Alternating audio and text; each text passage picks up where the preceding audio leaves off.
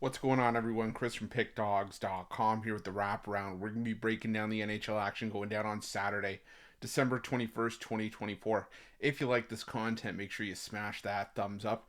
Subscribe to our channel. Let me know your NHL picks in the comment section below.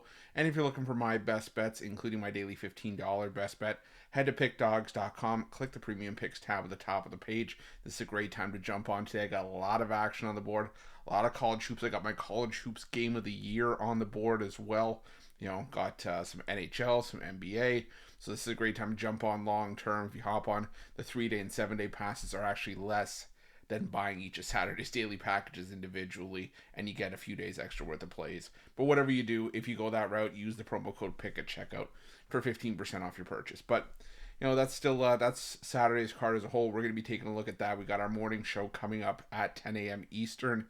This video might actually come out after the morning show. So either way, hope you guys tuned in, or hope you're going to tune in. But we still have a whole NHL card to break down here. 11 games in total. Decent day with the wraparound yesterday. Had some games, and I honestly thought we were gonna run the table, or at least come close to it. And then the puck bounced the other way a little bit. But let's make some money today. We got some spots that I really like. You guys know the drill. Are you ready? I'm ready. Let's get into it.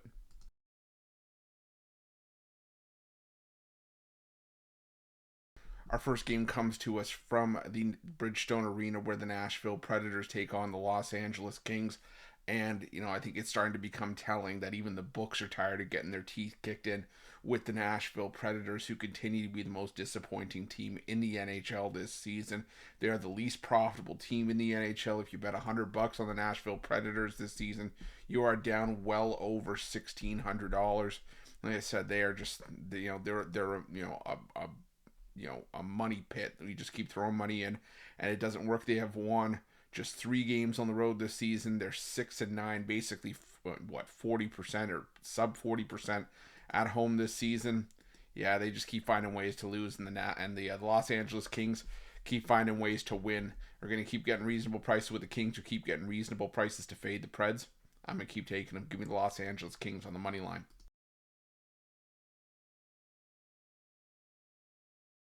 Next, we head to the Scotiabank Saddledome, where the Calgary Flames take on the Chicago Blackhawks. And I get why the Calgary Flames are favored here, being at home, but they've also taken back-to-back overtime losses at home against Ottawa and Boston. And while the Blackhawks, they've played their recent games at home, they're on a 3-game win streak, and all those games have come on home ice where they're just below 500 this season. I got to give the Blackhawks credit. They're playing some decent hockey, and what they're doing is taking advantage of teams that are just in rough spots. They're catching teams at the right time, and I think they're catching the Calgary Flames at the right time here. I'm gonna take a shot on the Blackhawks here. Like I said, I think they're playing some decent hockey. Calgary has dropped 5 of their last 7 and 7 of their last 10 games. We just saw Chicago provide some value against the Kraken. I'm gonna take a shot here with the Blackhawks at plus 140.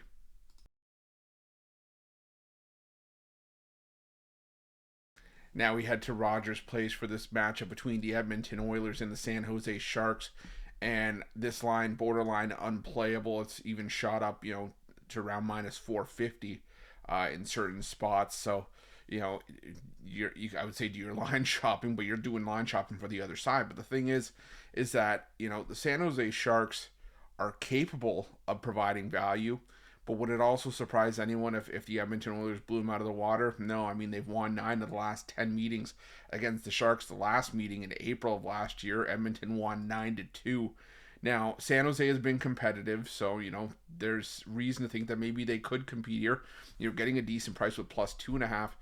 But like I said, just the potential for an Edmonton blowout wouldn't shock me. So there's no way to really back the Sharks here confidently, in my opinion. I think you'd only be value hunting with the Sharks and just taking a blind stab in the dark if you backed them.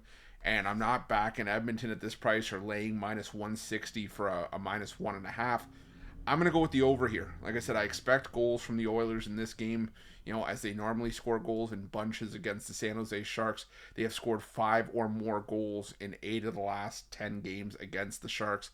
And San Jose, like I said, they've been competitive. There have been 6 or more goals scored in each of San Jose's last 4 games. The Sharks have allowed 4 goals in 3 straight and put up 3 goals more often than not as of late. So give me the over 6.5 in what I think is going to end up being a high scoring game, even if it's one-sided.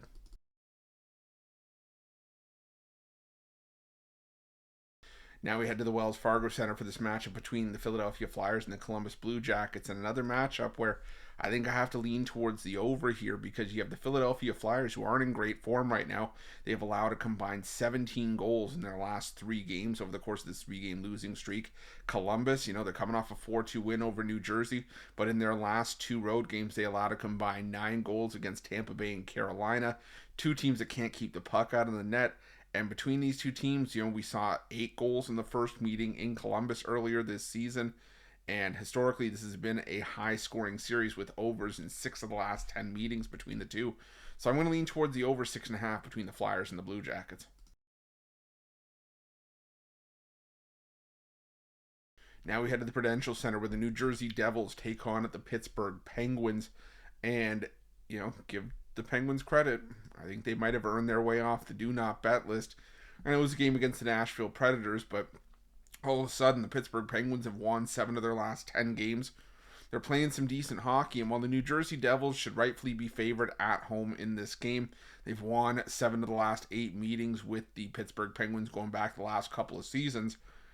I kind of feel like the New Jersey Devils are a little bit overpriced in this game. I think they should be favored maybe closer to minus 170, minus 180. But at minus 240, I think there's value to be had with the Pittsburgh Penguins, who, like I said, have won 7 of their last 10 games. And I think they're just playing some decent hockey here. So I'm going to take this shot on the Penguins here. Plus the 1.5. I'll put a little bit on the money line at plus 195.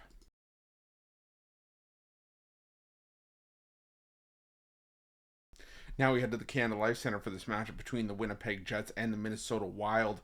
And, just a tough spot for the Minnesota Wild to be in here, back-to-back with travel. You've scored 2 goals or less in, 4 of your last 5 and 5 of your last 7. And now you're going into Winnipeg against a Jets team that's won 11 of 15 games at home this season. They're still one of the league's best, and while this is a hefty price to lay against a Minnesota team that's been one of the best road teams in the NHL this season, a lot of it has to do with the fact that A, it's the back-to-back, but B, I don't know what the status of Philip Gustafsson is for this game.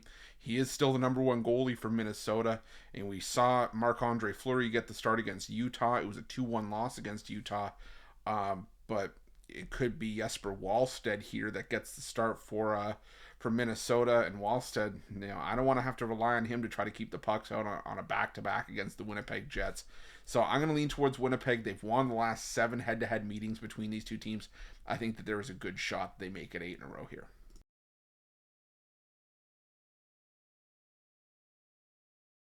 Now we go to the TD Garden for this matchup between the Boston Bruins and the Buffalo Sabres, and the Sabres in the same boat as Minnesota, where they're on the back-to-back as well. The difference is that the Minnesota Wild haven't lost 12 games in a row, and the Buffalo Sabres continue to be a dumpster fire. That game was nowhere near as close as the 6-3 final score would indicate. And now you take on a Boston Bruins team that is playing some decent hockey. They have started to find themselves, especially being at home. And while they did lose the back end of that road trip against the Edmonton Oilers in overtime, you're still looking at a Boston team that's won 6 of their last 10 and have won 8 of the last 10 head-to-head between these 2 teams. The majority of those wins have come by 2 or more goals head-to-head. So as long as we're going to keep getting decent prices to fade the Buffalo Sabres, I'm going to keep taking them. Give me the Boston Bruins to win this one in regulation, as well as a healthy sprinkle on the puck line as well with Boston.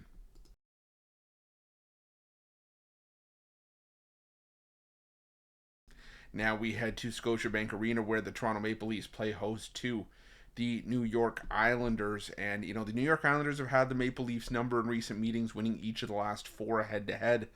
But this is just a spot where I think the Maple Leafs bounce back, even though, I shouldn't say bounce back, but bounce back head-to-head. This is a Leafs team that's played their best hockey at home this season. Even though they're on a back-to-back, they've won 14 of 18 at Scotiabank Arena this season. We saw, Matt Murray of all people get the start for Toronto in the first half of the back-to-back on Friday. You're probably going to see Joseph Woll here, and Woll has started to play like the number one goaltender that the Leafs and a lot of fans were hoping that Woll would be coming into the season. The New York Islanders, decent team on paper, but they still continue to have trouble with consistency. They just got shut out by the Carolina Hurricanes on the road.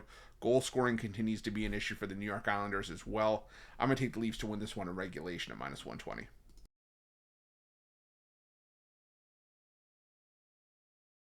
Now we go to the Bell Center for the second half of the home and home back-to-back between the Montreal Canadiens and the Detroit Red Wings. And for these two teams, I mean, we saw the number one goaltenders on both sides, get the start here, or at least the number one from Montreal.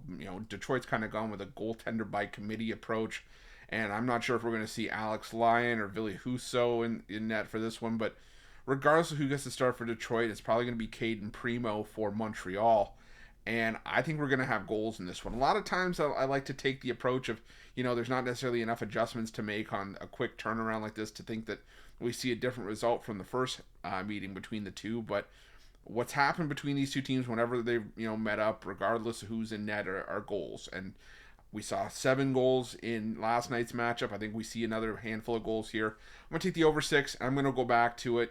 It was a 1-goal game between the two. Thought we might have been able to cash that overtime prop on Friday. I'm going to take another shot on it here. Give me this game to go to overtime at plus 340. Now we head to Rogers Arena for a match between the Vancouver Canucks and the Ottawa Senators. And I get why Vancouver would be favored at home, where, they're supposed to play their best hockey. Head-to-head, they've won the last 5 meetings against Ottawa.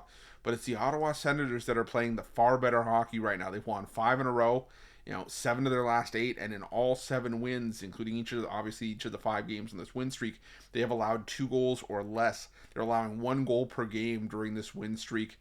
And like I said, they've just been absolutely on fire defensively as of late. The Vancouver Canucks continue to have issues with keeping the puck out of the net at home. You look at Vancouver's defense at home, allowing 3.53 goals per game at home this season. I got to go with the Ottawa Senators here. Just a great price with an Ottawa team in great form. So give me the Ottawa Senators here at plus 110.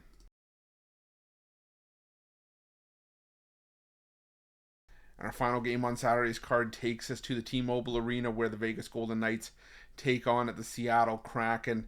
And it's just hard to get on the Kraken here. I mean, Seattle, has just not been in great form as of late. They've lost 3 in a row. They've scored just 2 goals combined during this 3-game losing streak. 1 goal or less scored in 4 of their last 5. And now you take on a Vegas team that has an 80% win percentage at home this season. They're finding ways to win games. They've won 6 of their last 7 and 7 of their last 9. And head-to-head have had the upper hand on Seattle in a lot of the recent meetings between these two teams. I'm going to take the Golden Knights to win this one in regulation. I'm also going to put a little bit on the puck line as well. And I said, I want to get there with Seattle. This is just not the best matchup for them. That's it. That's all the NHL action for Saturday, December 21st, 2024. Again, if you like this content, make sure you smash that thumbs up. Subscribe to our channel. Let me know your NHL picks in the comment section below. And if you're looking for my best bets, including my daily $15 best bet, head to pickdawgz.com. Click the Premium Picks tab at the top of the page. Again, like I said, I got a ton of options for you guys to get paid today on Saturday. The best value is to hop on long term. But again, use that promo code PICK at checkout for 15% off your purchase. Thanks so much for watching. We'll see you guys.